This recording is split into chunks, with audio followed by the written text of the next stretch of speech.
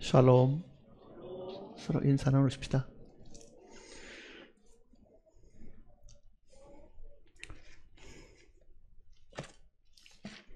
구약성경 신명기 16장입니다.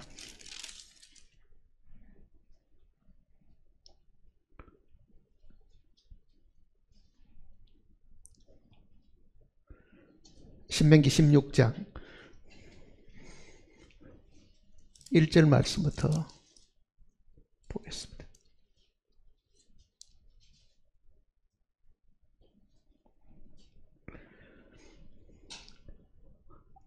아비볼을 지켜 내 하나님 여호와께 유월절을 행하라. 이는 아비볼에 내 하나님 여호와께서 밤에 너를 애굽에서 인도하여 내셨습니다. 여호와께서 자기의 이름을 두시려고 택하신 곳에서 소와 양으로 내 하나님 여호와께 유월절 제사를 드리되 유기병을 그것과 함께 먹지 말고 이래 동안은 무교병 곧 고난의 떡을 그것과 함께 먹으라. 이는 내가 애굽 땅에서 급히 나왔음이니 이같이 행하여 내 평생에 항상 내가 애굽 땅에서 나온 날을 기억할 것이니라.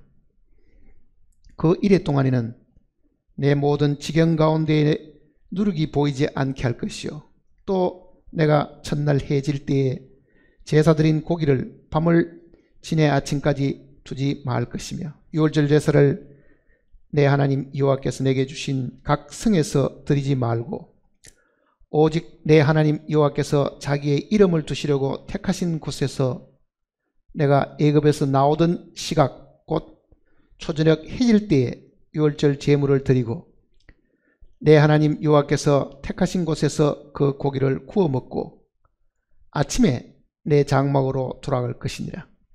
너는 여섯 동안은 무교병을 먹고 일곱째 날에 내 하나님 여호와 앞에 성회로 모이고 일하지 말지니라.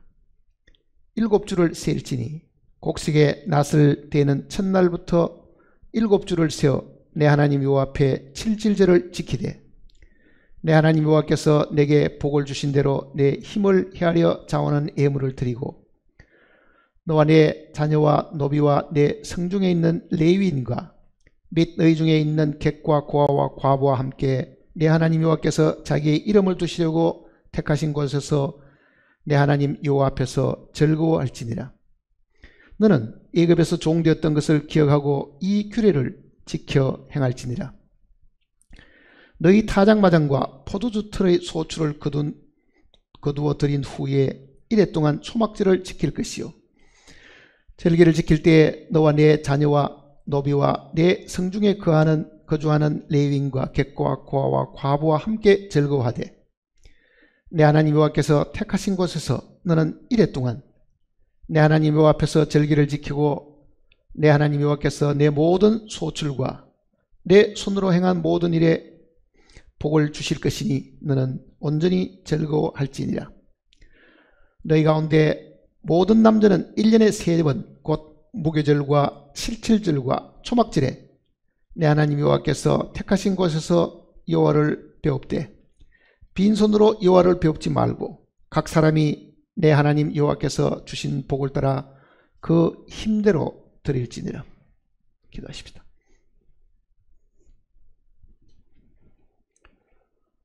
거룩하신 아버지 하나님, 우리를 죄 가운데서 구별하여 거룩한 백성이 되게 하셨고 거룩한 하나님을 또한 섬기게 하셨습니다. 주님이 부활하신 이 아침에 우리가 주님의 이름으로 다시 모여서 주님께서 우리에게 베푸신 그 은혜를 저희들이 기억하고 감사하고 찬양하고자 합니다. 우리의 마음을 활짝 열어주셔서 참으로 기쁜 마음으로 하나님 앞에 우리의 마음을 드리게 하시고 하늘에서 들려오는 그 신령한 하느님의 음성을 들음으로 우리의 시들었던 마음들이 소성함을 입는 시간이 되게 복을 허락해 주시옵소서. 거룩하신 말씀을 늘 저희들에게 들려주심으로 우리를 훈계하시고 가르치시고 우리에게 빛이 되어주신 주님께 다시 감사를 드립니다.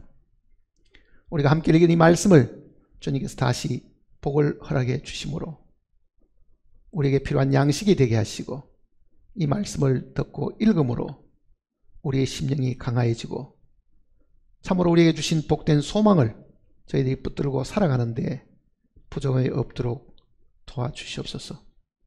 참생한 심령들 마음을 주님이 붙들어 주시고 마귀가 우리의 생각을 흐트러 놓지 못하도록 지켜주실 것을 간구드리면서 주 예수님의 거룩하신 이름으로 간절히 기도드립니다.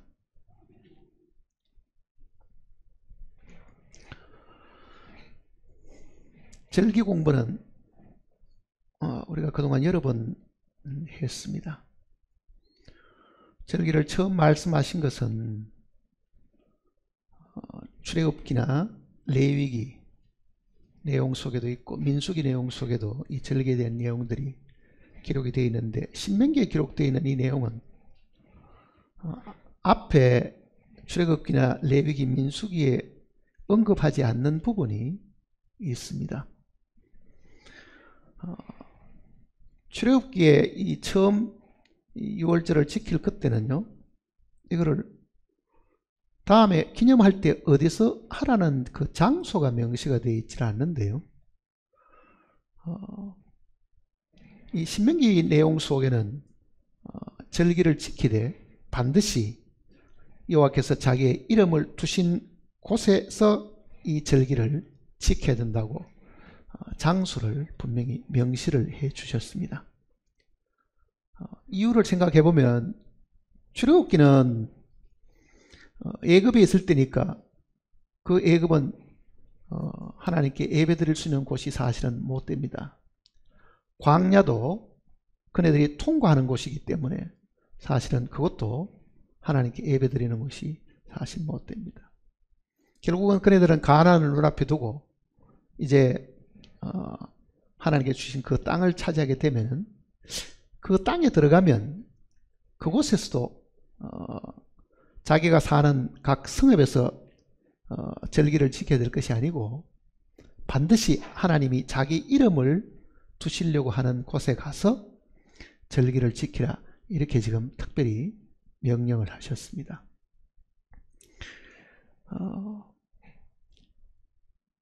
16장 읽을 때까지도요, 그 장소가 어딘지는 정확하게 명시가 안 되어 있습니다. 이 장소를 언급한 것은 이 신명기 12장에 처음 나옵니다. 그러나 그 장소가 어디라는 걸 하나님이 사실은 가르쳐 주시지 않았고요.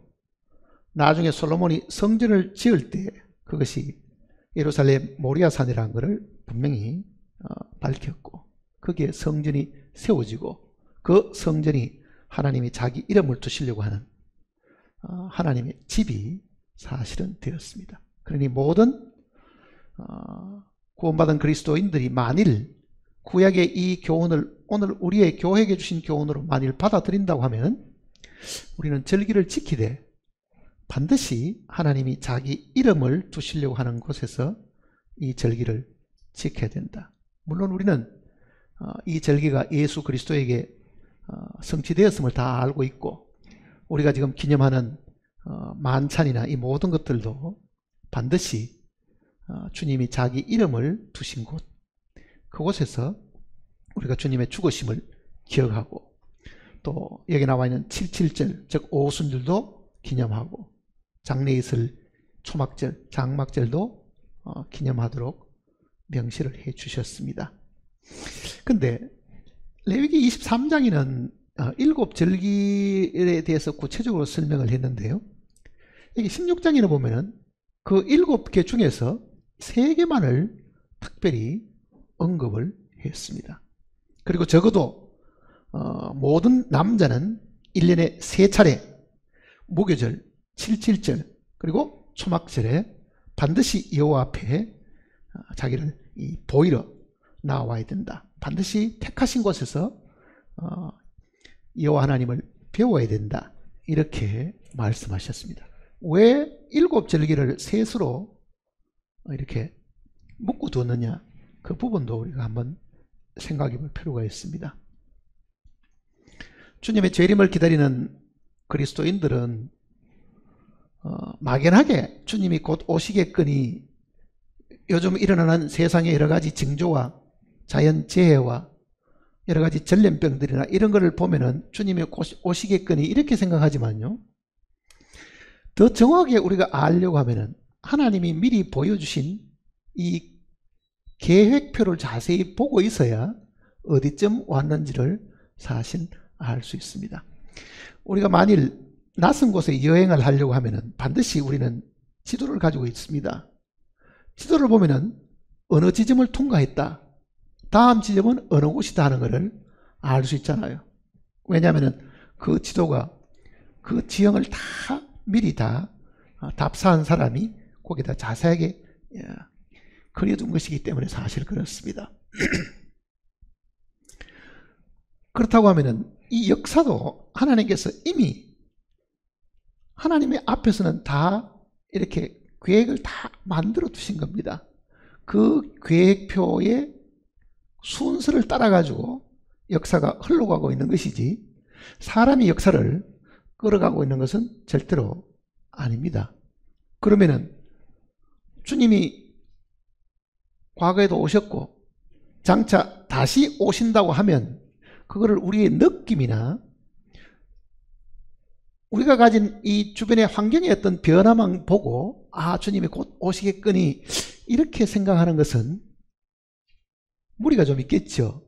쉽게 말하면 그거는 별로 정확하지를 않다 그 얘기잖아요. 별로 정확하지 않다. 그러니 하나님께서 밝혀주신 이 예언의 순서대로 이게 지금 어디쯤 왔는가를 살펴보려고 하면은 우리는 하나님이 우리에게 먼저 주신 이 예언의 연대기, 이 계획표를 우리 손에 가지고 지금 우리가 처한 상황을 보면 더 정확하게 사실을 알 수 있습니다. 그 중에서도 7절기는 역사 전체를 다 설명하고 있는 것이나 마찬가지입니다. 그것도 자그마치 지금부터 약 3500년 전에 BC 1500년경에 하나님께서 모세에게 앞으로 일어날 사건, 역사의 중심이고 축인 예수 그리스도를 중심으로 해서 역사가 어떻게 진행되어 나갈 것인가를 밝혀주신 겁니다. 그러니까 레위기 23장 내용은 7절기 전체를 하나님께서 시기별로 상세하게 말씀을 해주셨습니다. 그 내용을 잠깐 우리가 한번 복습을 하고 그 중에서 왜 그러면 하나님께서 이 3개만 특별히 말씀을 하셨는가? 그것도 이유가 사실은 분명히 있겠죠. 그러니까 이 3개 절기는 7개 절기를 사실은 다 포함하고 있는 것이나 마찬가지입니다. 자, 배웠던 이 절기를 머릿속에 다시 이제 한번 상상을 해보고 기억을 더듬으면 제일 먼저 나오는 절기가 뭡니까? 6월절입니다. 6월절. 6월절.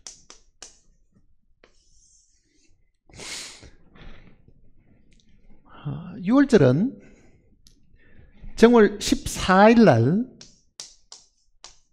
드리도록 하나님께서 명해 주셨습니다. 그 다음에는 목요절이라는 것이 있습니다. 목요절. 이거는 1월 15일부터 한 주일 동안 1월 21일까지 일주일 동안 누룩 없는 떡을 먹고 지키도록 주님이 명해 두신 겁니다. 그 다음에는 초곡절이라는 것이 있습니다. 이거는 1월 16일 날 사실 있는 절기입니다. 16일 날. 그리고 50일을 건너뛰어 가지고 50일째 드리는 절기가 우리가 말하는 오순절이고요. 이 오순절 절기가 3월 달이면요 초곡절부터 7 안식일을 지난다 해서 7 7번의 안식일이 지나니까 77이 49일, 그 이튿날까지 합 50일이잖아요. 그러니까 오순절이 3월에 사실이 있습니다. 3월 달에. 근데 이때로부터 시작해서 약 3개월 반 정도, 약 4개월 가까이 지나면 3개월 반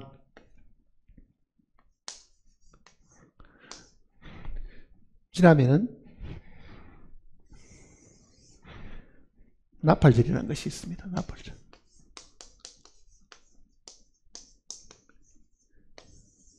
이거는 7월 1일 날 지키도록 되어 있습니다. 그 다음에는 속죄절 하는 것이 있습니다. 속죄절. 이거는 7월 10일 날. 그 다음에는 초막절 혹은 장막절이 있는데, 이거는 7월 15일 날 지키도록 하나님 명하셨습니다. 이거는 모세가 세워놓은 절기가 아닙니다. 이거는 하나님이 세우셨고, 그리고 이름도 여호와의 절기, 그렇게 얘기했죠. 여호와의 절기. 근데 유대인들은 나중에 이 여호와의 절기를 자기들의 절기인 것처럼 착각을 해가지고요, 이거를 끌어내린 거지요. 이 절기의 이 거룩함과 이 절기의 이 가치를 끌어내려 가지고 사람의 절기로 만들다 보니까 우리는 복음서 내용을 읽어보면 유대인의 유월절이 가까운지라 이렇게 표현되어 있다고요. 그거는 이 하나님의 절기를 사람의 절기로 만들었다는 뜻입니다. 형식이 되어버리고 아무 의미가 없는 것이 되었죠. 그러니까 본래는 이 절기는 하나님의 절기고, 이 절기라는 이 말 뜻이 우리말 성경 속에 이 절기라는 이 단어를 찾아갖고는 이게 정확하게 무엇을 의미하는지는 잘 모릅니다. 근데 이 히브리말 단어 속에 있는 이 절기라는 단어의 본래 뜻은 모에드라는 단어가 있는데요. 모에드. 이게 유대인들이 히브리 성경에는 이 모에드라는 말을 이 절기라는 단어로 썼습니다. 이 뜻은 무슨 뜻이냐면요, 정해진 날, 그런 뜻입니다. 정해진 날 혹은 만나는 날, 날짜, 그런 의미입니다. 그러니까 이거는 이미 확정이 된 어떤 정해진 특별한 날을 하나님이 정하셔가지고 그거를 지키도록 하셨다. 그러니까 절기라는 개념이 아니고 하나님이 사람을 만나 주시려고 하는 날, 즉 만나는 날, 짜여진 날, 약속된 날, 그런 의미가 본래 이 내용 속에 있습니다. 그러니까 1월 14일 날 날짜가 정해져 있죠. 이거 다 날짜가 다 있잖아요. 이거는 딱 정해진 어떤 날을 하나님이 미리 제시하셨고 그날 만나는 날로 삼으셨다. 하나님이 사람과 만나는 날로 삼으신 것이 절기다, 그런 의미입니다. 자, 여기 지금 우리는 1월 혹은 이렇게 넣으니까요, 이게 추운 날처럼 사실 생각을 하잖아요. 자, 여기 지금 16장 1절을 보면은 아비벌을 지켜 내 하나님 여호와께 유월절을 행하라. 아비벌 하는 말 나오죠. 아비벌.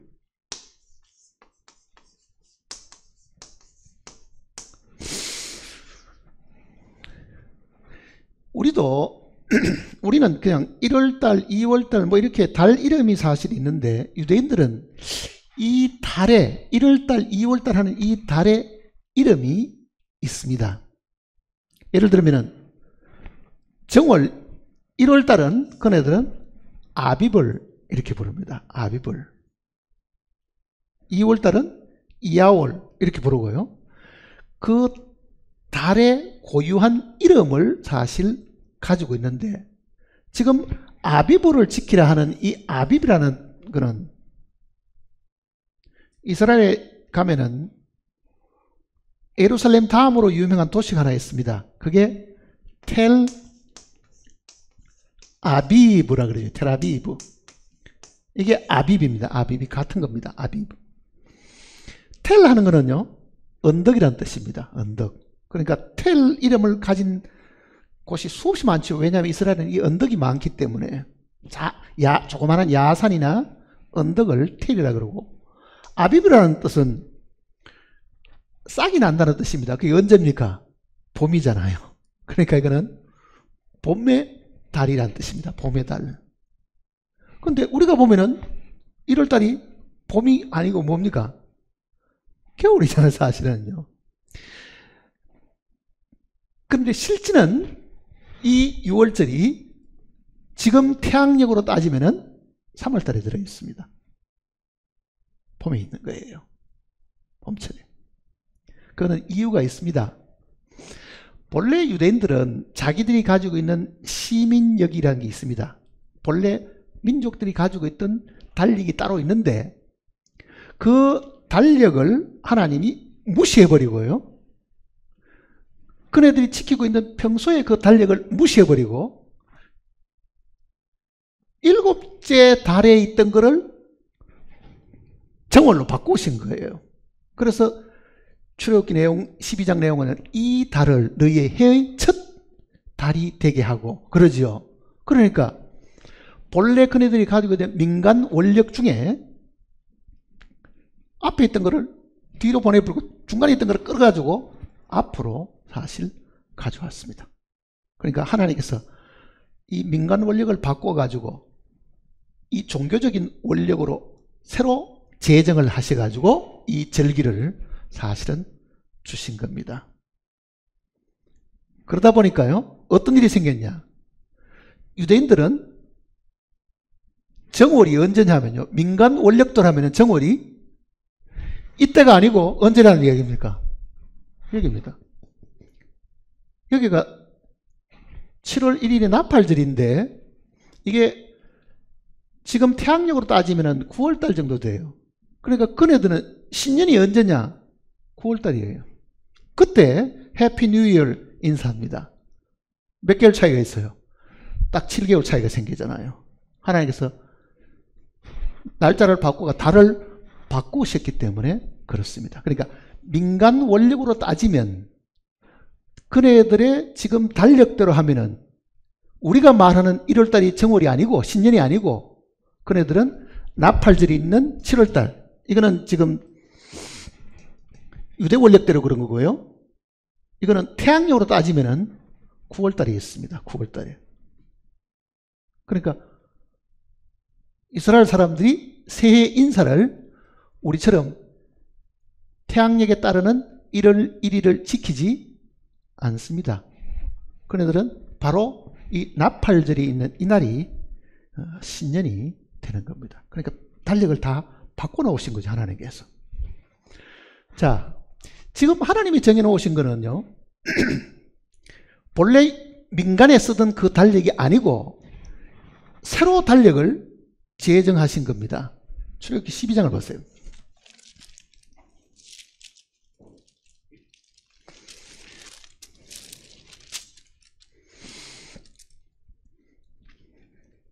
(12장) 1절입니다.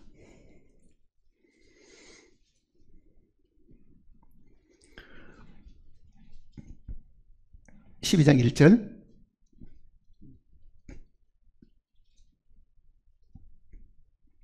여호와께서 애굽 땅에서 모세와 아론에게 일러 말씀하시되 이 달을 너희에게 달의 시작 곧 해의 첫 달이 되게 하고.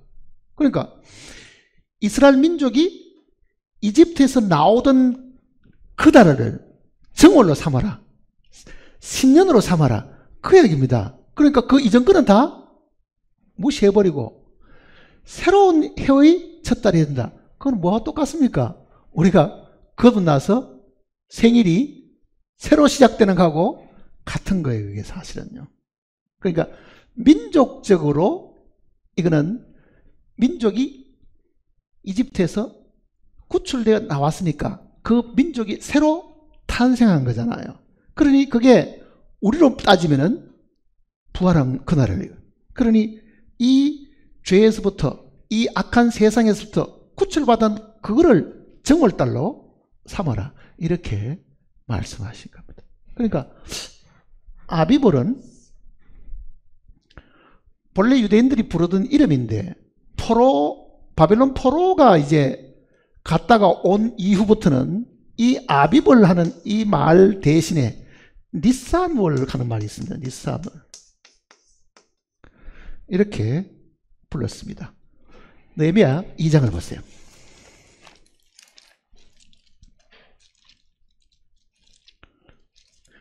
느헤미야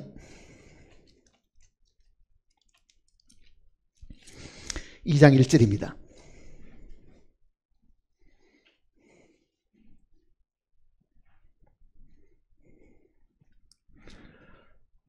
(2장 1절) 아닥사스다 왕 제20년 니산월에 왕 앞에 포도주가 있기로. 자, 니산월은 아비볼하고 같은 건데요, 포로로 잡혀가서 돌아오면서부터는 거의 이름을 아비볼이라고 부르지 않고 대부분은 니산으로 붙었는데, 이거는 같은 정월달 6월절이 있는 달입니다. 그러니까 6월절이 있는 달은 아비볼이라고 부르기도 하고 니산월이라고 부르기도 한다. 하나는 포로 이후에 명칭이 바뀌었습니다. 니산월로. 그러니까 본래 포로 전에, 즉 지금 모세에게 하나님께서 말씀하실 때는 포로 전이잖아요. 그래서 이때는 아비볼로 불렀습니다. 그 아비볼이 정월달이거든요. 다시 신명기 10장을 보시면 16장 1절입니다.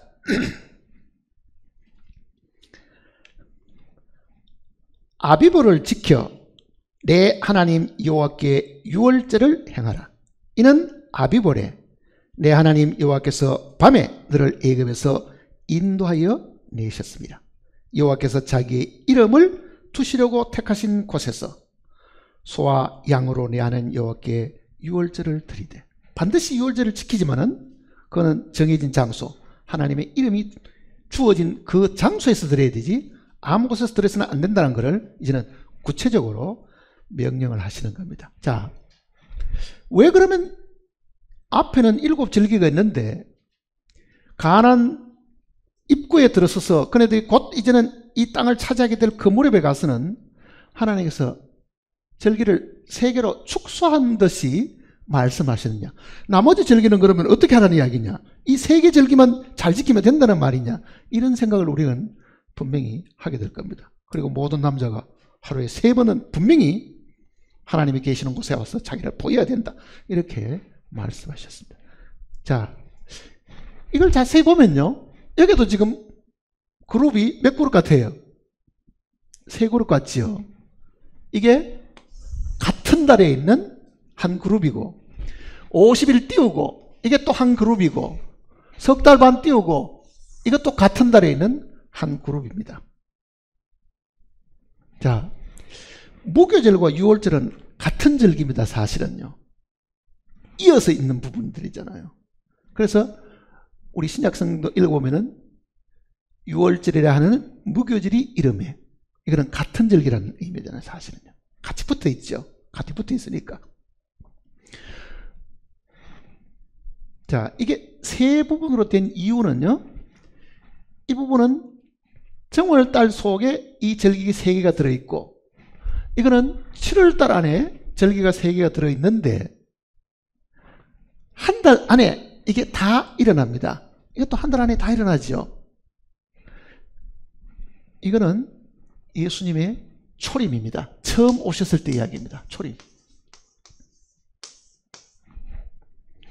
이거는 예수님의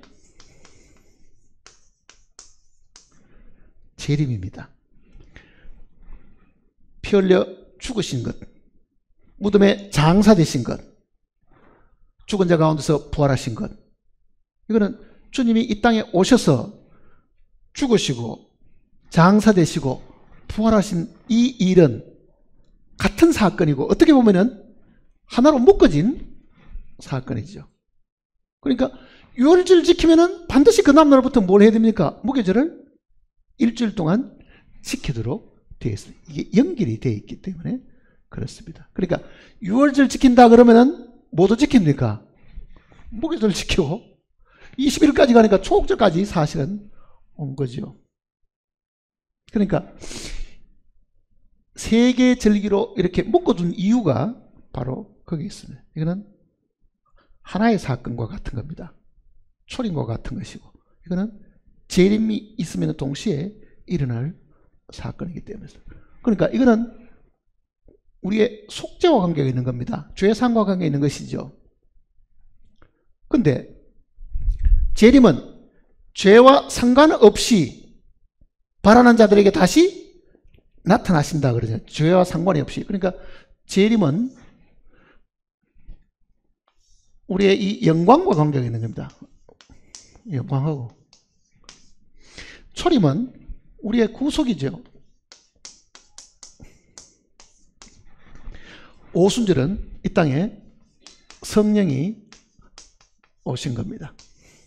그러니까 유대인들이 반드시 기념해야 될 것은 초림을 상징하는 이 유월절, 무교절, 그 다음에 초옥절, 이 부분에 대한 것을 분명히 기억하도록 하셨고, 그 다음에 성령이 오셔가지고 우리에게 교회를 형성하고 생명을 주신 것을 기억하고, 오순절부터 이 3개월 반 동안은요, 이게 교회 시대입니다.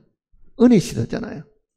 그리고 주님이 다시 공중의 나팔소리와 함께 이 땅에 다시 오시는 이 재림이 있는 거예요. 그러니까 지금 이 16장이 7절기를 세 그룹으로 나누어준 이유는 바로 여기에 초점을 두고 있는 겁니다. 근데 이 두 개는 이루어졌잖아요. 완성된 거죠. 근데 이 부분은 아직은 성취가 안 됐습니다. 안 됐는데 그 성취가 되면은 지금 성취된 이 절기들이 우리에게 주는 유익이 있는 것처럼 이 절기도 성취가 되면은 우리에게 주는 유익이 분명히 있겠죠. 우리에게 주시는 은혜가 분명히 있겠죠. 그러니까 이거는 우리는 기다리는 겁니다. 소망하는 거잖아요. 그래서 이건 디도스 내용도 우리에게 복된 소망을 주셨다. 그러죠. 복된 소망. 이거는 장차 있을 것이기 때문에 희망사항이고, 이거는 이루어진 것이기 때문에 우리가 이미 취해서 누릴 수 있는 것으로 사실은 되어 있는 겁니다. 근데 이 내용은 이 절기를 가르치려고 하는 게 아니고요.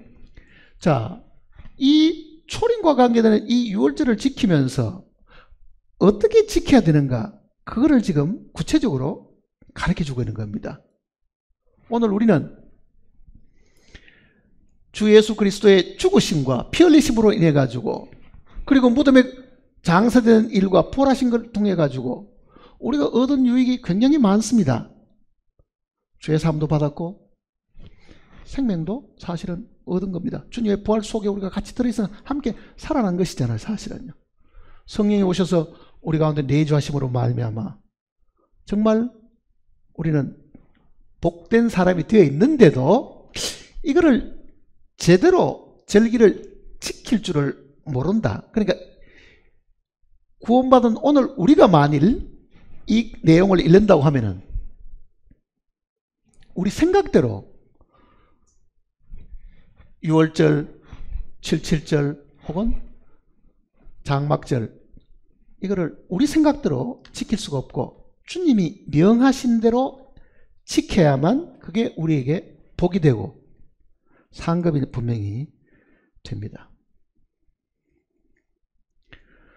절기는 우리 개인과 관계가 있는 것이 아니고요. 절기는 그 절기의 주인공이 따로 있습니다. 골로새서를 보세요.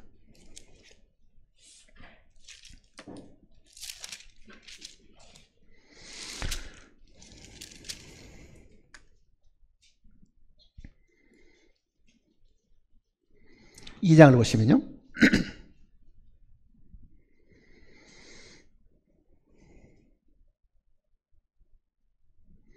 16절입니다. 그러므로 먹고 마시는 것과, 유대인들은 어떤 거는 못 먹고 어떤 거는 먹고 음식에 대한 규정도 다 정해져 있죠. 굽이 갈라진 것, 뭐 비늘이 있는 것, 뭐 이런 거 다 구분해야 되지.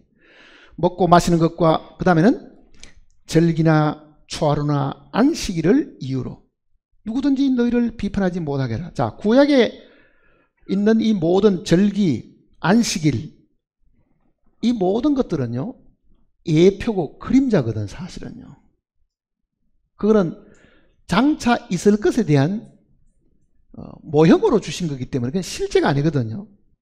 그러니 절기 그 자체가 모형이라고 하면은 그 모형에 실제가 있다, 그 이야기를 이야기하는 겁니다. 17절 보세요. 이것들은 장래일의 그림자이나 몸은 그리스도의 것이니라. 자, 그림자가 있고 몸이 있죠. 사람이 걸어가면은 빛이 뒤에서 비치면은 그림자가 쭉 앞으로 먼저 갈 겁니다. 그리고 사람이 뒤에 따라오겠죠. 그러니 그림자는 뒤에 있는 사람을 보여주는 거잖아요. 사실은 미리. 그러니까 몸은 그리스도의 것이니라. 그러니까 안식일, 월삭, 월망. 월삭이라는 것은 월초에 드리는 제사입니다. 월망은 보름에 드리는 제사입니다.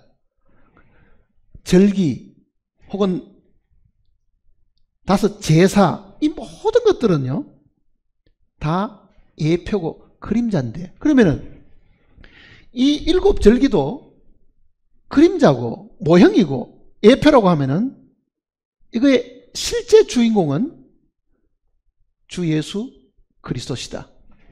그리스도의 죽음, 우리의 유월절 어린 양 그러잖아요. 어린 양이 죽음으로 하나님의 심판이 지나간 거거든요.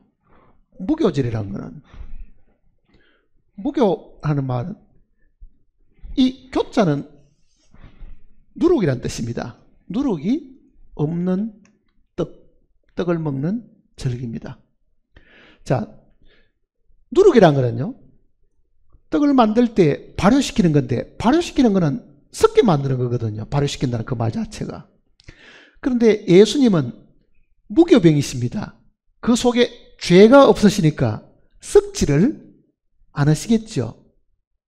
누룩이 들어가면 부풀게 만들지만은 예수님 육신 속에는 누룩이 없으니까, 즉 죄가 없으니까 죽어도 그 몸이 썩지 않으신 거예요. 그러니 무덤에 3일 동안 계시는 동안에도 그 몸이 썩지 않으셨다.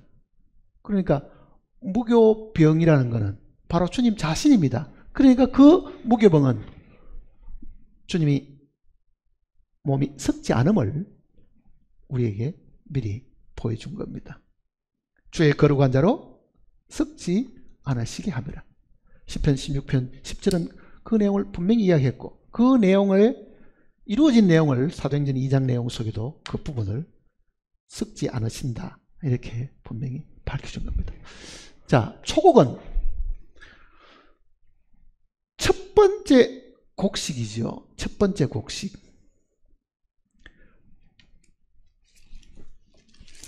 고린전서 15장을 보시면요.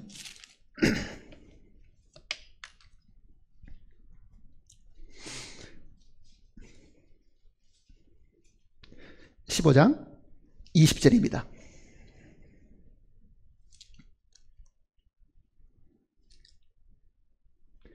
(15장 20절)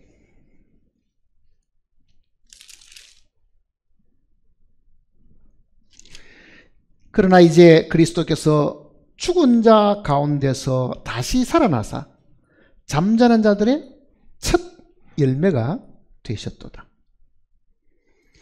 잠자는 자들의 첫 열매.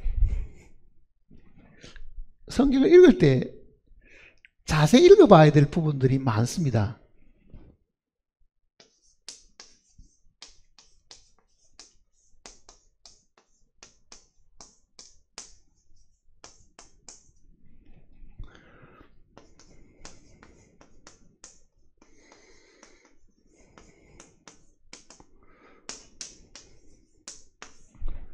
자, 죽은 자의 부활하고 죽은 자 가운데서 부활하고 같은 말입니까? 틀리는 말입니까?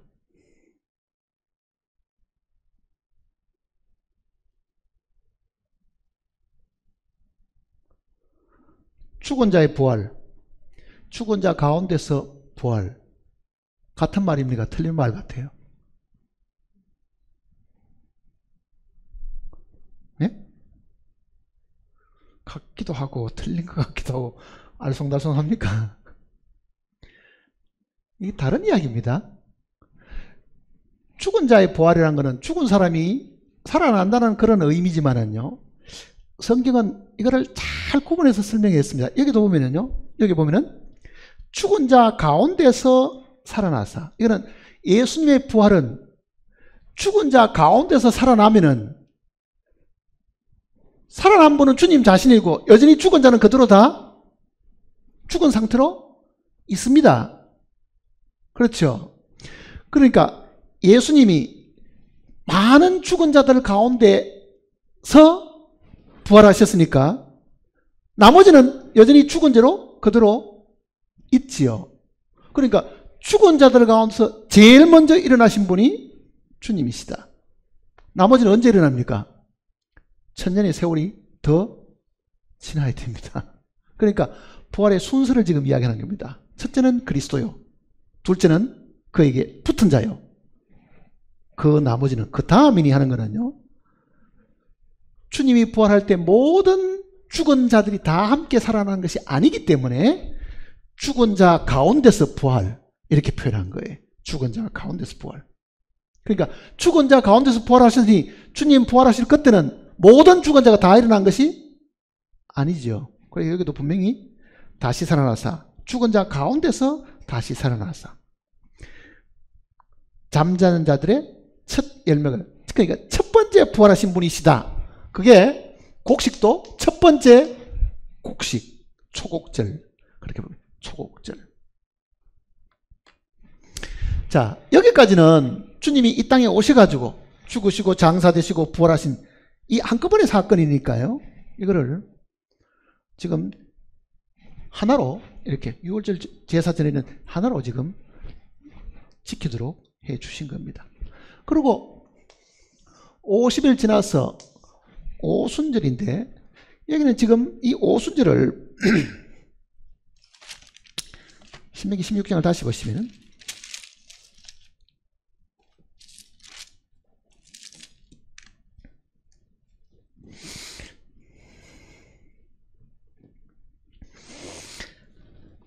구절입니다. 16장 9절. 일곱 주를 세일지니, 일곱 주는 초곡절부터 시작해서 7번의 안식일이 지나갑니다.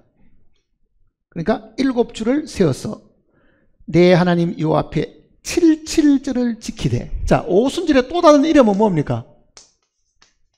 77절입니다. 그러니까 오순절이라는 말이나 77절이라는 말은 같은 절기를 두고 하는 이야기인데, 이 오순절을 77절이라고 부른 것은 요제로 단을 가져온 날부터 세워서 7안식일의 수요일을 계수하여 그 이튿날까지 합 50일을 계수하여 그러잖아요. 그러니까 초곡절부터 이 오순절 50일째 되는까지 안식일이 7번 지나가기 때문에 그거를 7 곱하기 7, 그래서 77절, 그 이튿날 이제 절기를 지키기. 그러니까 성경 속에 77절 하는 말이 나오거든. 이거는 오순절을 다르게 부른 말이라는 것을 생각하시면 됩니다. 오순절을 다르게 부른.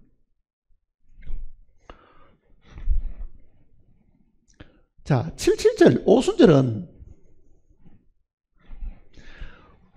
부활하신 주님이 영광을 얻으셔가지고 하나님 아버지께로부터 성령을 받아서 이 땅에 보내주신 것을 기념하는 날입니다. 오순절은.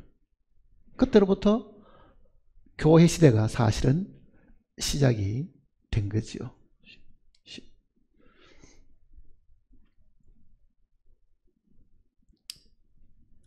자, 그러면은 6월절부터 어떻게 지키라고 하나님께서 말씀하시는 걸 한번 봅시다. 다시 2절을 보세요.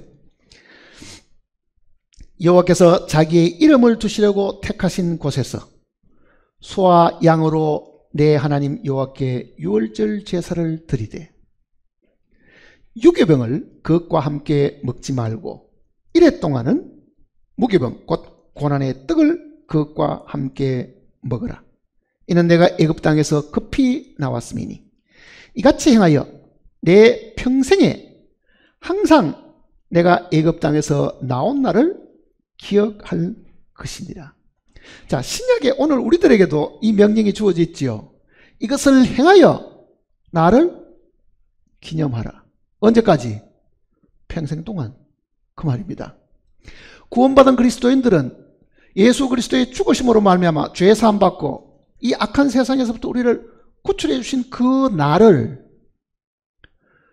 평생 동안 사실은 기억을 해야 됩니다. 여기도 분명히 내 평생에 항상 내가 나온 애굽 땅에서 나온 날을 기억할 것이니라. 기억하라 그러죠. 그러니까 신약에 살고 있는 우리들에게도 주님은 주의 죽으심을 기억해라. 주님 오실 때까지 이거를 기억해라. 이렇게 이야기하고. 자, 7절기가 있지만은요. 7절기의 기초는 6월절입니다. 6월절이 없으면 이 모든 절기들은 있을 수가 사실은 없습니다. 6월절은 여러분이 보신 대로 6월절 하루가 아니고 무교절까지 긴 시간 동안을 지키도록 되어 있습니다. 일주일 동안 지키도록 되어 있는 거예요. 일주일 동안 지키는 절기는요, 이 무교절하고 초막절 2개밖에 없습니다. 다른 거는 하루씩 밖에 안 지키는데 이 2개의 절기는 일주일 동안, 1회 동안 지키도록 하나님이 명령을 해 주셨습니다. 그러니 마음속에 이 6월절이 없는 사람은 다음에 있는 7.7절도 지킬 수가 없고 초막절도 지킬 수가 없습니다. 자, 개인을 한번 돌아보세요. 나에게도 6월절이 있었느냐? 내가 육신의 부모를 따라 이 땅에 태어났는데 이 육신을 따라 태어난 것 말고 나도 정말 이 육신에서부터 벗어나고 타락되고 심판받아야 될 이 모든 것을 벗어나고 정말 예수 그리스도의 그 보혈로 말미암아 나는 죄의 권능인 마귀에서부터 그 죄짐에서부터 그 죄의 심판에서부터 내가 구출받은 적이 있는가? 내 개인적으로 나에게도 6월절이 있는가? 그게 굉장히 중요한 거잖아요, 사실은요. 그 6월절은 주님의 죽으심 때문에 생긴 거기 때문에요. 이게 주님과 사실은 뗄 수가 없는 겁니다. 그러니 주님의 죽으심이 내 죽음이고 주님의 피 흘리심이 바로 내 생명이 죽는 거와 똑같은 거니까 정말 나에게도 이 6월절이 있다. 그거를 먼저 잘 기억을 해야 됩니다. 6월절이 없이 그 다음에 교회와 관련된 이 오순절을 아무리 잘 지킨다 하더라도요, 이것이 기초가 되어 있기 때문에 기초 없는 교회 생활이라는 것은 아무 의미가 없습니다. 뭐를 토대로 해가지고 교회 생활을 할 수 있겠어요? 기초는 바로 이 6월절에 사실이 있습니다. 6월절. 자, 마음에 6월절이 분명히 있어야 됩니다. 분명히 나도 구출을 받았다. 하나님의 심판에서 나도 정말 나도 구출을 받고 애굽에서 내가 떠났고 내가 얻은 이 생명은 영원한 생명이다. 그게 분명히 있어야 되는데 이거를 지키려고 하면은 그 생각만 갖고는 안 되고 그 얘기입니다. 뭐가 있습니까? 보세요. 이제 3절입니다. 유교병을 그것과 함께 먹지 말고 이래 동안은 무교병 곧 고난의 떡을 그것과 함께 먹어라.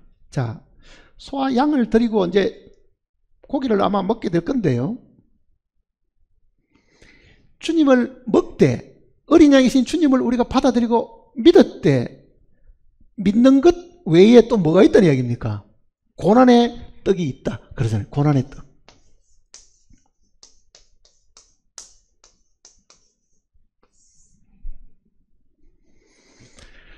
이 떡을 일주일 동안 계속 먹어야 됩니다. 성경에서 말하는 일주일은요, 우리의 한 생애를 두고 하는 이야기입니다. 정말 내가 예수 그리스도의 보혈로 말미암아 죄에서부터 구출을 받고 심판에서부터 내가 구출을 정말 받았으면은요, 그 구출을 받은 그날부터 시작해서 일주일 동안을, 즉 내 생애 동안에 고난의 떡과 함께 이거를 먹고 지켜야 된다. 대부분은 이 고난의 떡 없이 주님이 나를 위해서 피 흘려주셔서 난 너무너무 고마워. 유월절은 기억하고 있는데요, 피 흘림은 기억하고 있는데 무교절에 무교병을 먹는 것은 그네들이 하고 있지 않습니다. 이 고난의 떡은 정말 무교니까 뭡니까? 누룩이 없으니까 죄가 없는 삶을 두고 하는 이야기잖아요. 우리의 생각, 우리의 말, 우리의 행동에 있어 가지고 죄가 나타나지 않아야 된다는 걸 이야기하는 거예요. 사실은요. 거룩한 삶이잖아요. 사실은. 그런데 구원받았다는 간증만 하고 남은 삶은 뒤죽박죽 그대로 사는 거예요. 자기 정욕대로 살고 자기 욕심대로 살고 자기 마음에 내키는 대로 말하고 내키는 대로 행동하고 사는 그 사람은요, 그거는 유교병을 먹는 사람이지 무교병을 먹는 사람이 아닙니다. 고난의 떡인 이 무교병과 함께 우리는 유월절을 지켜야 된다. 주님의 죽으심을 참으로 우리가 마음속에 감사하는 사람은 주여 나는 이 죄가 싫습니다. 지긋지긋합니다. 나는 차라리 죄를 지을정 죽는 것이 낫지 나는 죄와 상관없이 살겠습니다. 그런 마음으로 사는 사람이 몇 명이 되겠냐고요. 사실은요. 적당하게 살고 적당하게 말하고 대충대충 넘어가고 그게 다 유교병을 먹는 삶입니다. 유교병을. 그렇게 살면서도 우리는 주님의 축복을 많이 기다리고 있다고 하면 그거보다 더 이율배반적인 것이 사실 없습니다. 참으로 유월절을 지키는 사람은 이어서 해야 될 일이 무엇이냐? 피 흘림에 대한 감사, 다음에는 즉시 내 삶 속에서 이 누룩을 계속 제하는 일들, 없애버리는 일들, 그게 참으로 중요하다는 것을 지금 이야기합니다. 죄를 지긋지긋하게 생각하고 정말 죄를 싫어하지 않으면요, 우리는 죄를 혀밑에 감추고 이거를 쾌락처럼 수시로 꺼내가지고 즐기고 마시고 기분 좋게 생각합니다. 한번 생각해 보세요. 내가 감추어둔 죄가 없는가? 이게 하나의 습관이 되고 버릇이 되어가지고 은근히 그 죄의 쾌락을 내가 사모하면서 살고 있지는 않는가? 그거는 분명히 누룩입니다. 그거를 어떤 사람은 꾀라고 생각할지 모르죠. 남보다 머리가 좋아가지고 머리를 잘 굴려가지고 남보다 더 차원 높게 속이고 감추고 할 수 있다고 생각하지만요, 그보다 더 어리석은 생각이 사실은 없는 거예요. 그 머리 좋은 것이 사람을 잘 속이고 감출 수 있을지는 모르지만요, 하나님 앞에는 그게 범죄입니다. 누룩이라고요. 사실은. 차라리 어리석은 것이 낫죠. 차라리 고지것대로 대답하는 게 나은데 머리가 좋으면 둘러대고 변명하려고 애를 쓰고 어쨌든 그 창피를 모면하려고 애를 쓰지 그걸 버리려고는 하진 않잖아요. 보세요. 내가 은행에서 돈을 빌렸는데 돈을 빌려갖고도 연체이자도 안 물고 또 연체이자 안 물어가지고 나중에 고발당하지 않는다고 하면은 돈 갚을 마음이 있어요, 없어요? 한번 생각해 보세요. 몇 년 동안 있어도 연체이자도 안 불었어. 은행이 나를 잡아다가 고발하지도 않아. 갚을 마음이 있어요, 없어요? 그거 왜 갚아? 그럴 거 아니에요, 사실은요. 근데 정말 사람이 정직하면요, 연체이자가 무서워서 고발당하는 게 무서워서 갚는 게 아니고요, 정직하기 때문에 갚는 거예요. 이거는 이 연체이자나 다른 거 관계없이 사는 것이 그게 정직하게 사는 겁니다. 규제와 법이 있기 때문에 마지못해 사는 거는요, 사실은 정직한 것이 아닙니다. 심판이 무섭기 때문에, 벌이 무섭기 때문에, 사람들이 내 죄를 지은 것을 알면 내가 창피를 당하기 때문에 스스로 조심하는 거는요, 정직한 것이 아니잖아요. 사람이 보든 보지 않든 죄가 싫어서 안 하는 그것이 정직한 거라. 그게 무교병입니다. 그게 무교병이라고.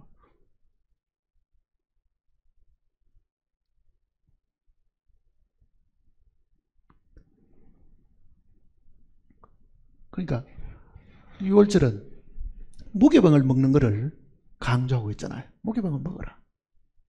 그거를 일주일 동안 먹어라. 우리 생애 동안에 늘 무교병을 먹고 살아야 된다.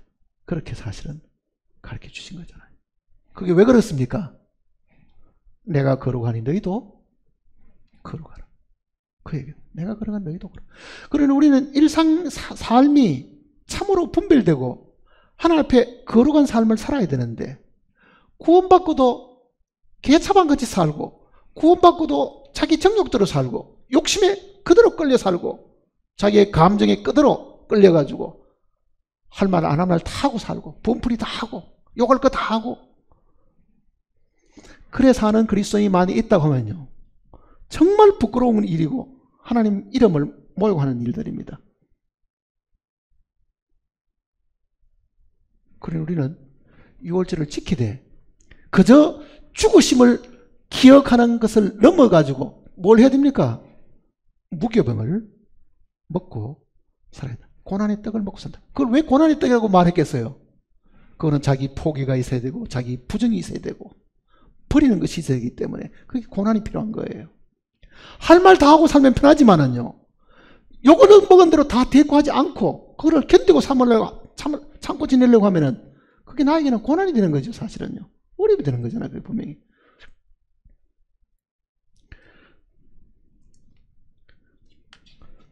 육절 다시 보세요. 유교병을 그것과 함께 먹지 말고 이래 동안은 무교병 곧 고난의 떡을 그것과 함께 먹으라. 이는 내가 애굽 땅에서 급히 나왔습니다. 이같이 하여 내 평생에 항상 내가 애굽 땅에서 나온 날을 기억할 것이다. 내 평생에, 내 평생에. 고린도전서 5장을 보시면요,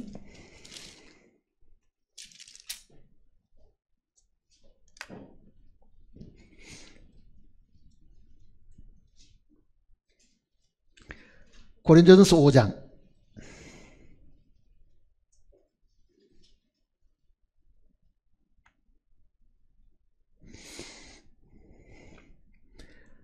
6절입니다. 6절. 너희가 자랑하는 것이 옳지 아니하도다. 적은 누룩이 온 덩어리에 퍼지는 것을 알지 못하느냐. 너희는 누룩 없는 자인데, 우리가 누룩이 없다는 것은 우리 죄가 다 해결되었다는 뜻입니다. 새 덩이가 되기 위하여 묵은 누룩을 내버리라. 우리의 유월절 양 곧 그리스도께서 희생되셨느니라. 그러므로 우리가 명절을 지키되 절기를 지키되 그 말입니다.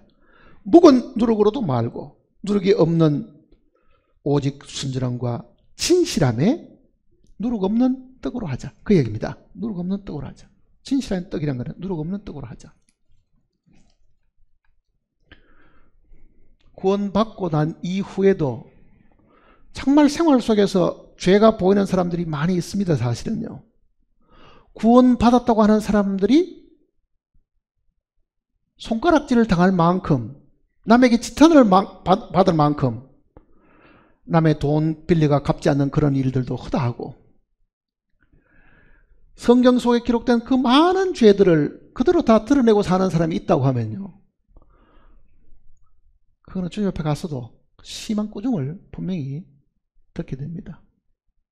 그 사람은 유월절을 지키는 사람이 아닙니다.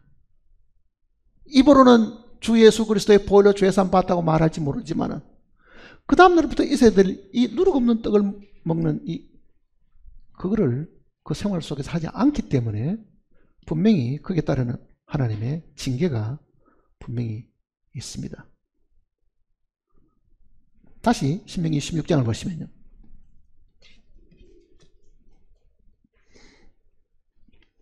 4절입니다.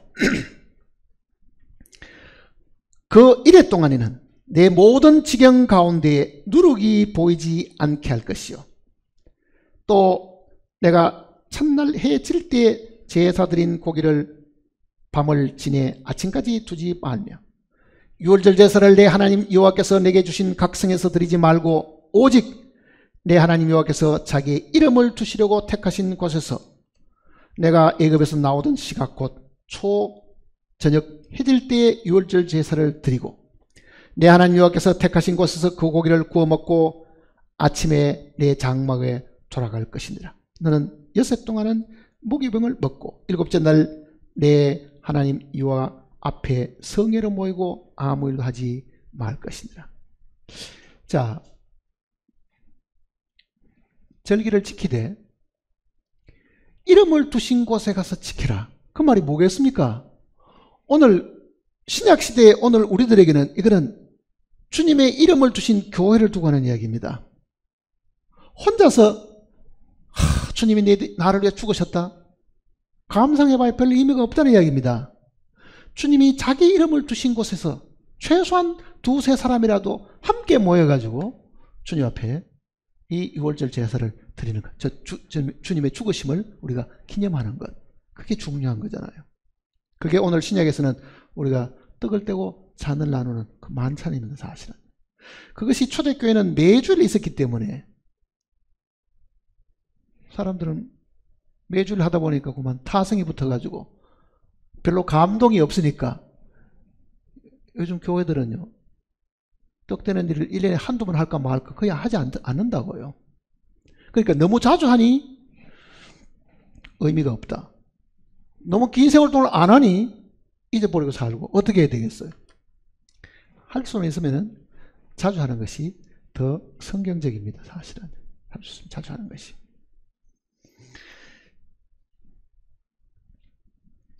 그 다음에는 7절을 한번 보시면요, 9절 일곱 주를 셀지니 곡식의 낫을 떼는 첫날부터 일곱 주를 세어 내 하나님 여호와 앞에 7절을 지키되 내 하나님 여호와께서 내게 복을 주신 대로 내 힘을 헤아려 자원한 예물을 드리고 너와 내 자녀와 노비와 내 성중에 있는 레위인과 및 너희 중에 있는 객과 고아와 과부가 함께 내 하나님 여호와께서 자기의 이름을 두시려고 택하신 곳에서 내 하나님 여호와 앞에서 즐거워할지니라. 너는 애굽에서 종되었던 것을 기억하고 이 규례를 지켜 행할지니라. 자,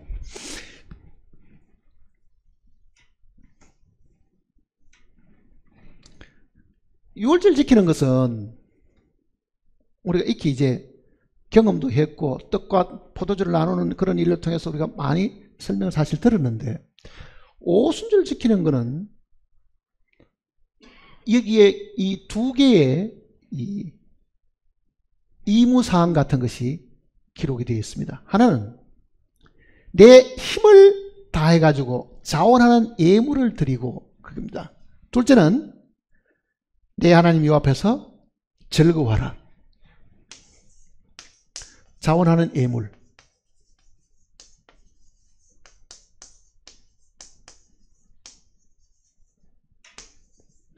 그리고 하나님 앞에서 즐거워하라는 겁니다. 기뻐하라는 거잖아요.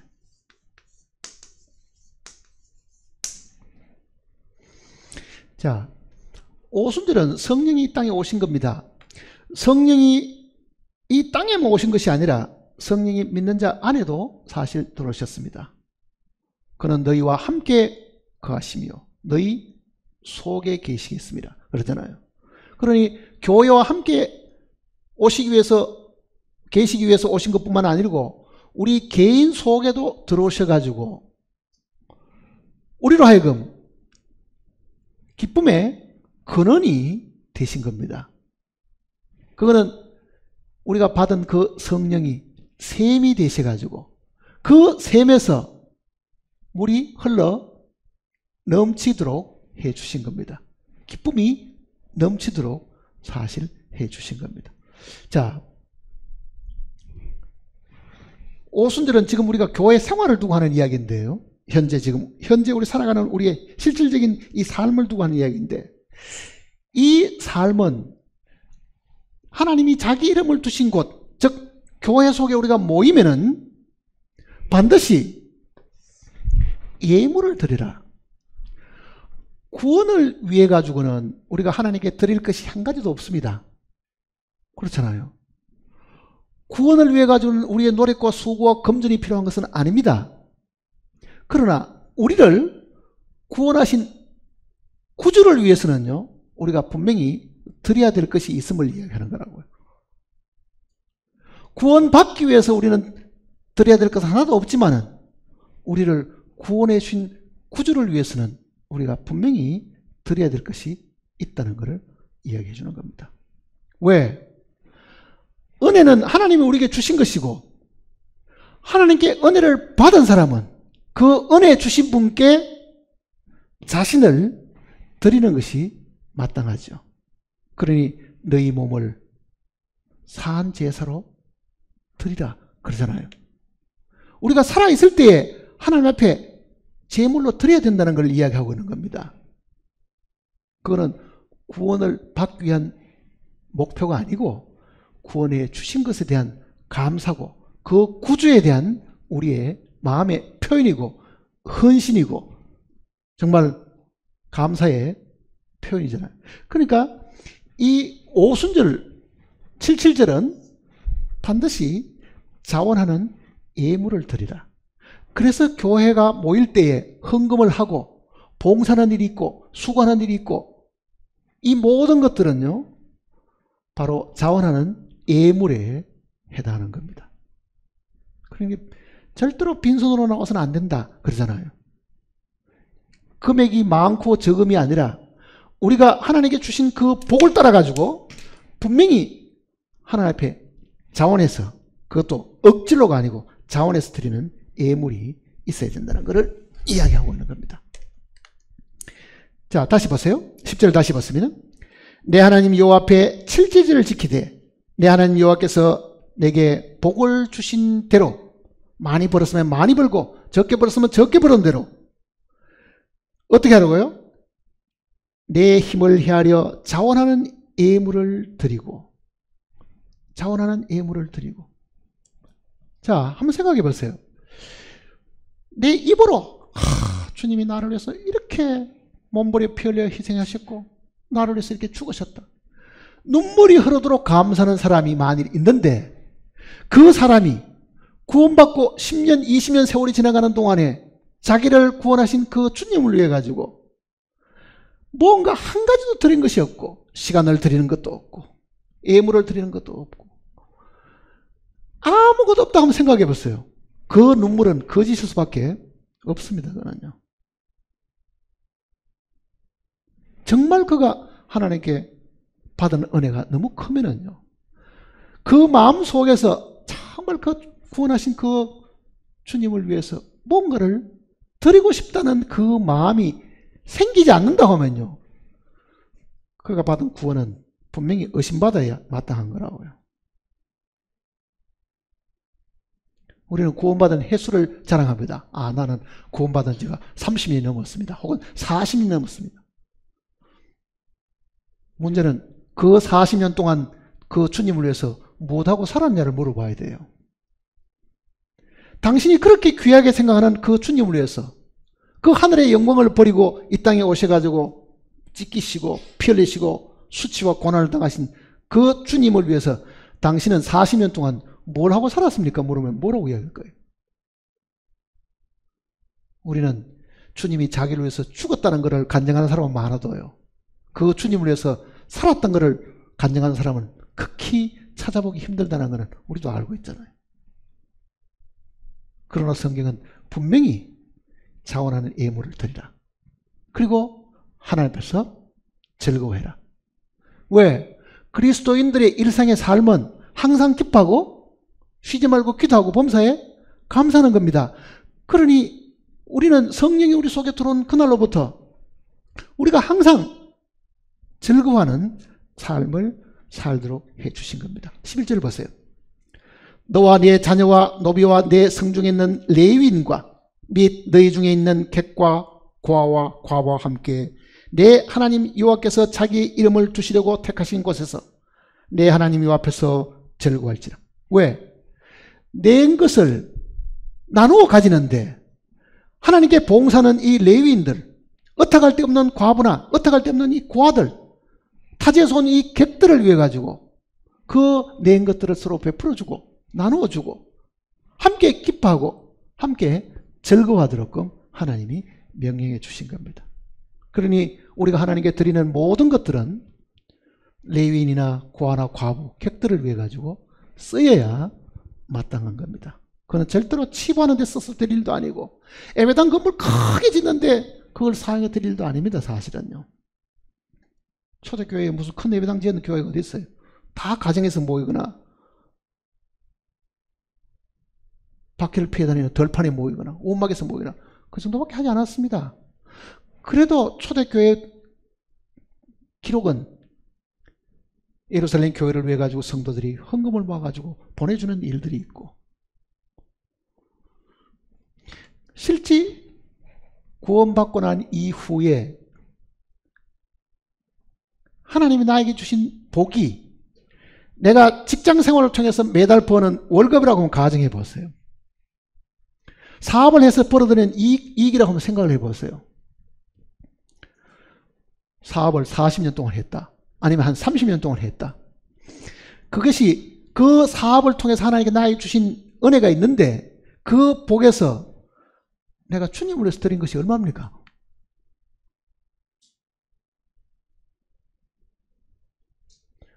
그거는 주님 오시기 전에 내가 미리 잘 계산을 해봐야 됩니다. 잘 계산해 봐야 되는 거예요.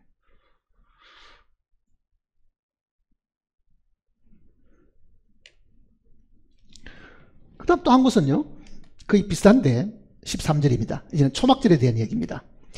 앞에 두 절기는 성취가 되었지만은 이 초막절은 아직도 주님이 다시 오시지 않았기 때문에 이루어지지는 않았습니다.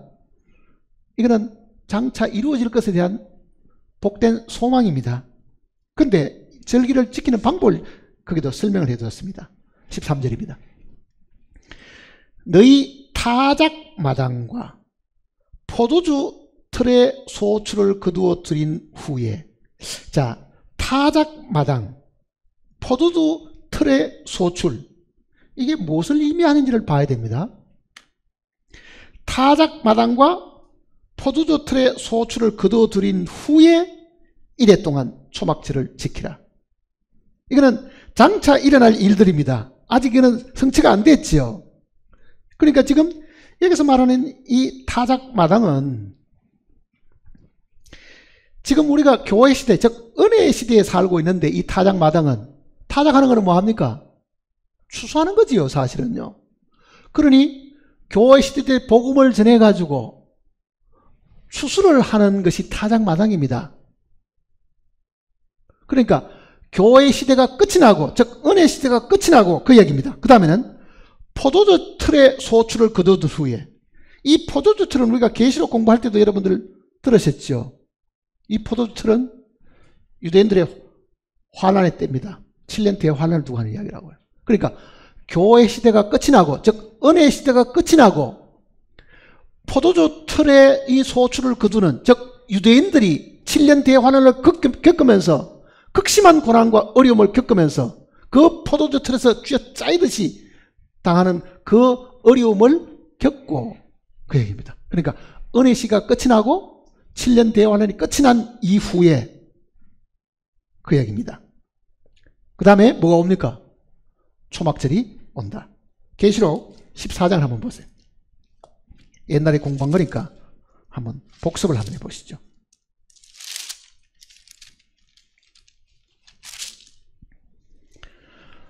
계시록 14장 14절입니다.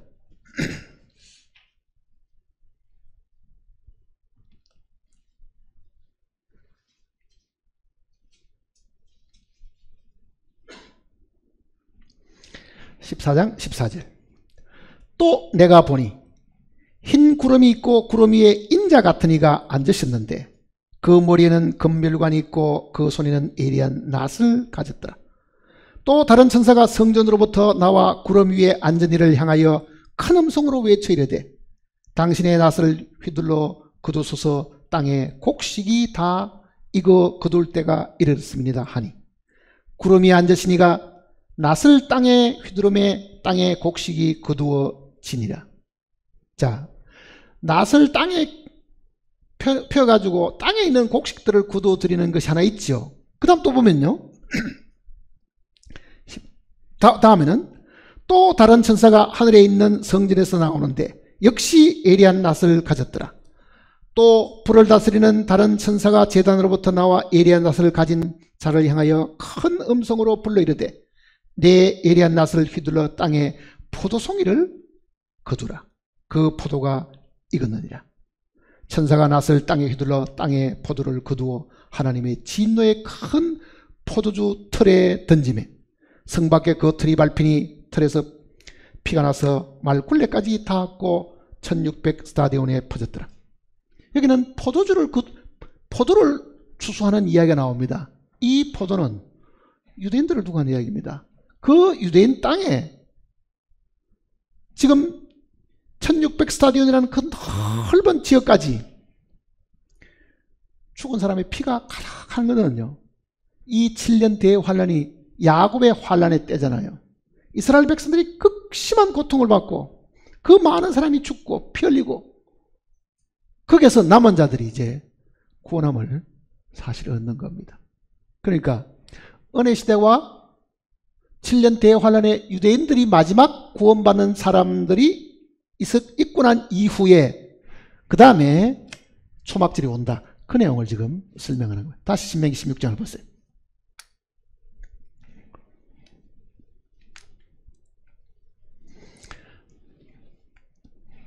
13절입니다.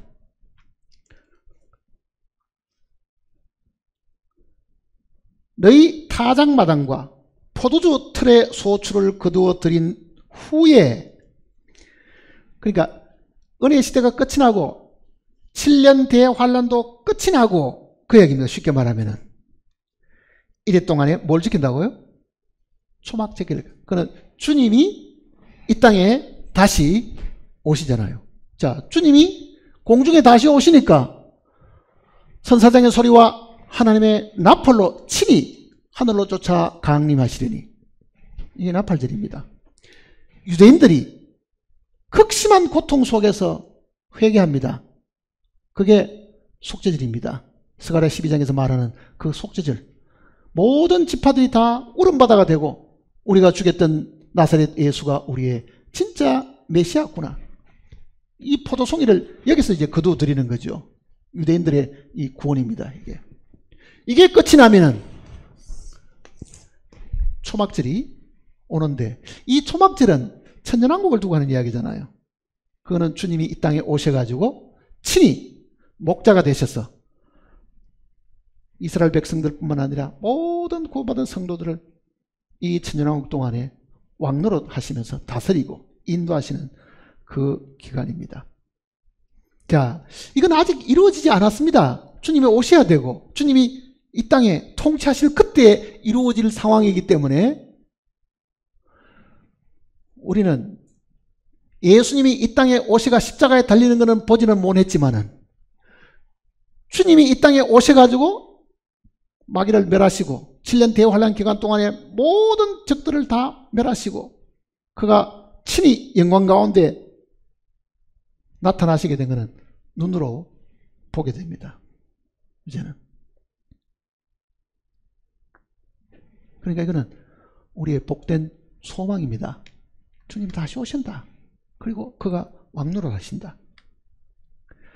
그러니까 초막절을 지키는데 또 이것도 어떻게 하라고 지금 설명이 나왔는가 보세요. 이제 14절입니다. 절기를 지킬 때 너는 너와 내 자녀와 노비와 내 성중에 거주하는 레위인과 객과 과와 과부와 함께 즐거워하되.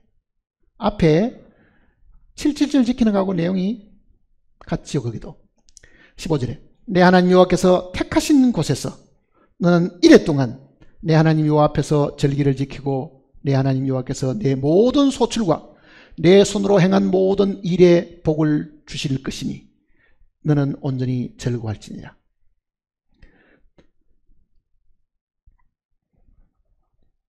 장차 있을 이 일들을 우리가 소망으로 삼으면 우리는 모든 어려움과 환난을 이길 수 있게 사실 됩니다.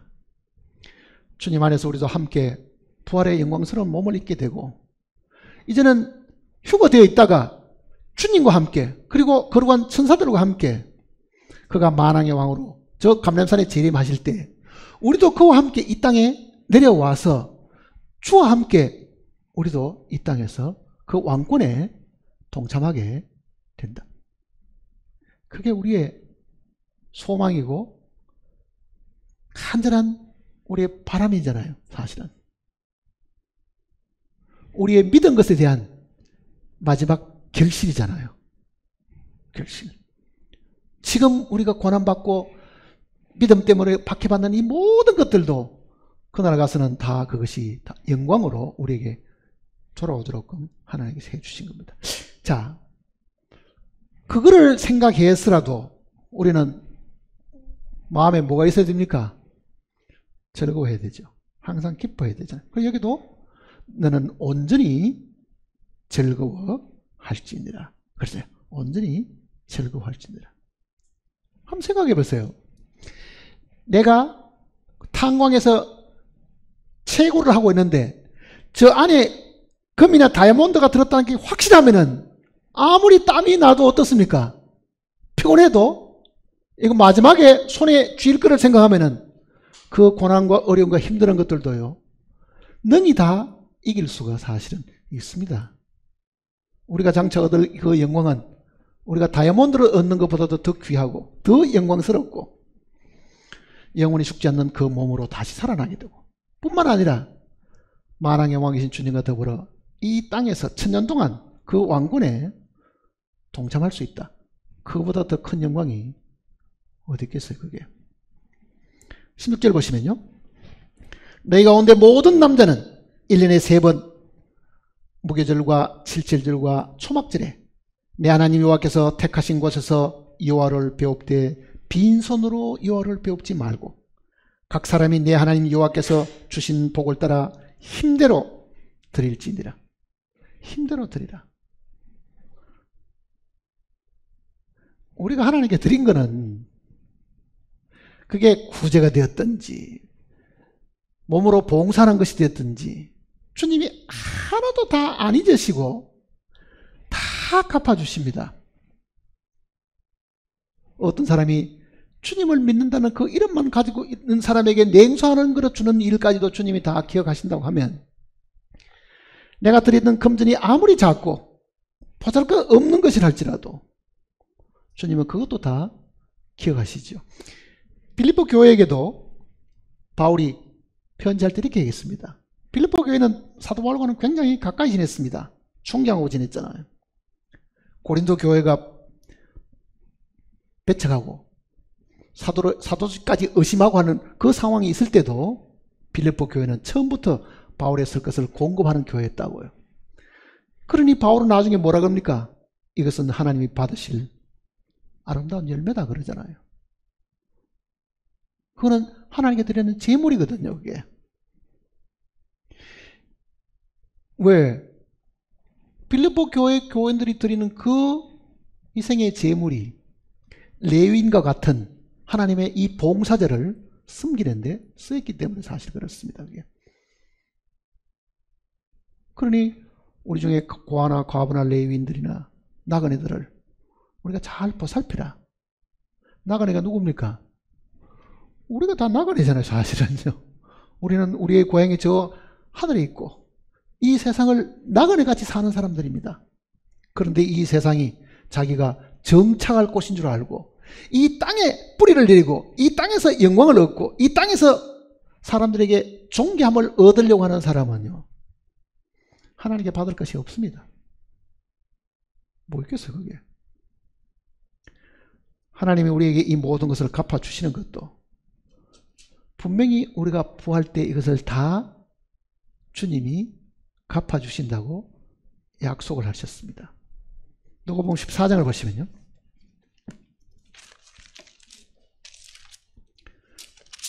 누가복음 14장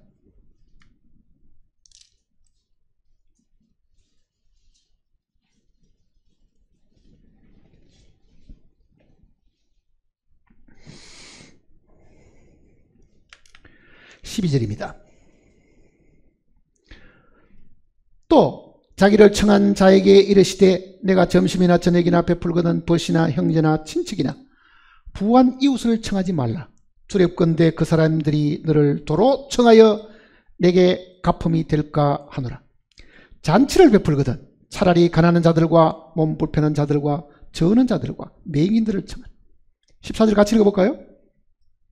그리하면 그들이 갚을 것이 없으므로 내게 복이 되리니 이는 의인들의 부활 시에 내게 갚음을, 자, 우리가 언제 갚음을 받아요? 부활에. 아니, 오늘 냉수 한 그릇 대접했기 때문에 그날도 냉수 한 그릇 주겠어요. 지금은 우리가 물질적이고 땅에 속한 것을 사람에게 베풀었을지 모르지만은요, 우리가 부활의 몸을 입었을 때는 영광스러운 것으로 우리가 주님이 우리에게 갚아주시는 거잖아요. 영광스러운 것으로. 나는 이 땅에 약하고 천한 것으로 남을 도왔는데 하나님이 나에게 갚아주시는 것은 가장 귀하고 쇠하지 않고 영원한 것으로 갚아주신다. 다 기억을 해주셨다가 냉수 한 그릇 중까지도 다 기억해 주셨다가. 그래서 유대인들은 이 구제하는 것을 그네들의 최고의 목표로 삼고 있습니다. 구제.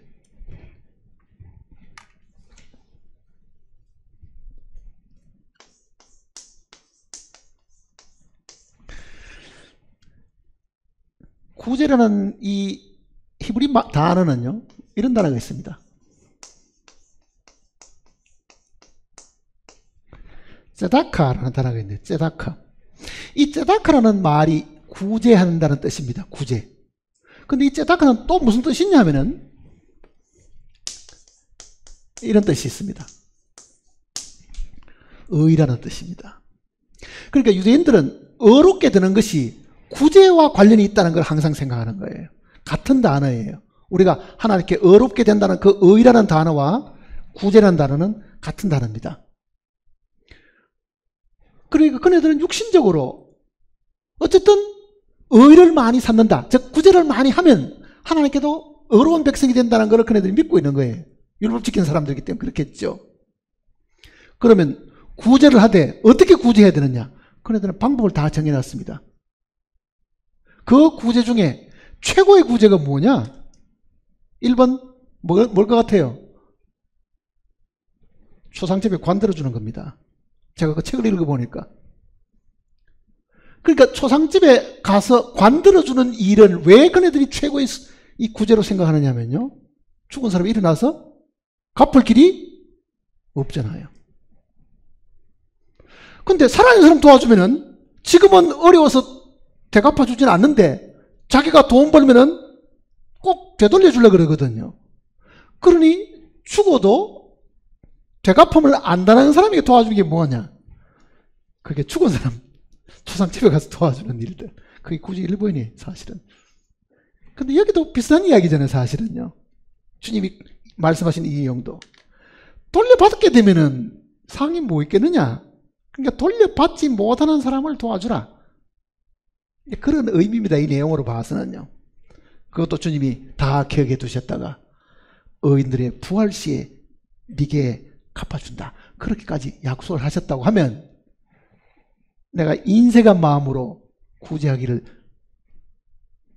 버리고 이제는요 정말 기쁜 마음으로 주여 나는 가진 것이 적지만은 그래도 내가 가진 것이 이것이 전부니까 이게 선한 사업에 쓰여지기를 바라고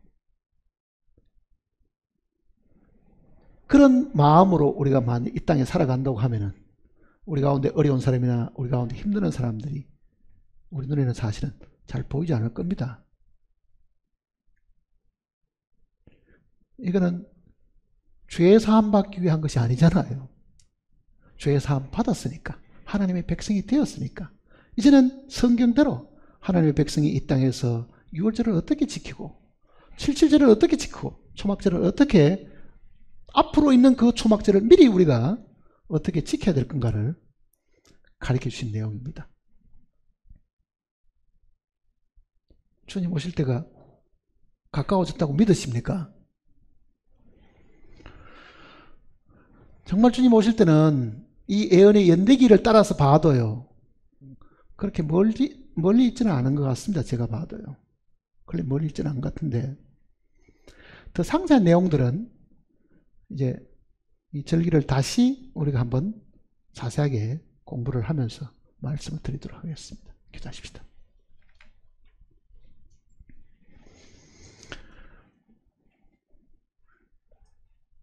우리를 죄 가운데서 구원하신 주님, 우리가 과연 무엇이기에 주님께서 하나부터 열까지 이렇게 세세하게 가르쳐 주시는지요.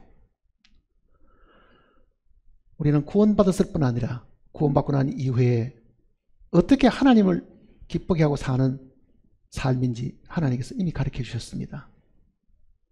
우리가 말씀을 깊이 묵상하고 이 말씀에 순종하게 도와주시옵소서. 알고 행치 않는 어리석은 자들이 우리 중에는 아무도 없게 하시고 매일매일 삶 속에서 주님의 명하신 바를 저희들이 실천하고 이루고 살아가는 저희들이 되게 도와주시옵소서.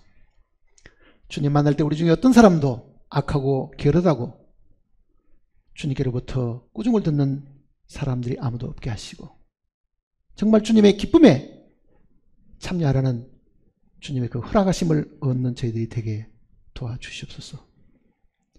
한 심령도 낙오자가 되지 않게 하시고 정말 숨을 거두는 그날 그 시간까지라도 우리가 주님의 명령을 마음속에서 받아서 이루고 사는 저희들이 되게 도와주시옵소서. 우리를 죄악 가운데서 구원하시고 지금도 우리의 연약함을 대신 강구하시는 주 예수님의 거룩하신 이름으로 간절히 기도드립니다. 아멘.